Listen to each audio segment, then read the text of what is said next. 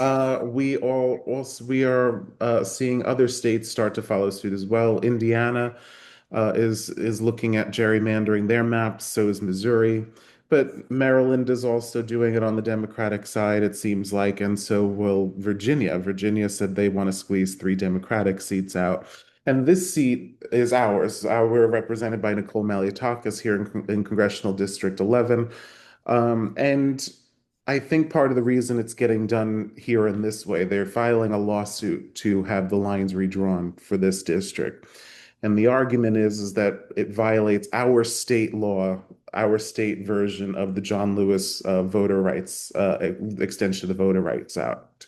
And in that it dilutes the power of Black and Hispanic voters. That's the legal contention. And the lawsuit has been filed by Mark Elias, who was one of the lawyers who was fighting the Trump lawsuits in 2020, and he's been really been on the ball as far as protecting democracy on the legal side of things. And so I was just wondering, what do you think about the chances of this lawsuit? Could we actually get a map? I'm not that optimistic, but what do you think?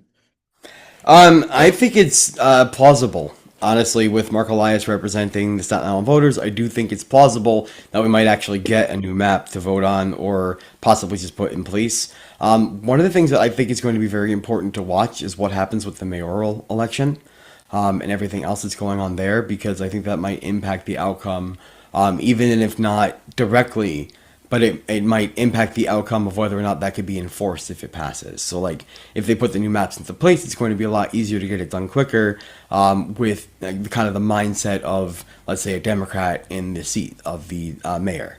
So, this is just kind of the way that I'm thinking right now, is that we need to make sure that kind of everything aligns perfectly in order for that to happen. The other thing is, I do anticipate some resistance from folks on the South Shore of Staten Island. I myself am close to the South Shore. I remember, and I still see all the Trump merchandise and everything all around the Trump van, the infamous one. So I think there's going to be some pushback. But I do think, as a whole, it is possible for them to win that case.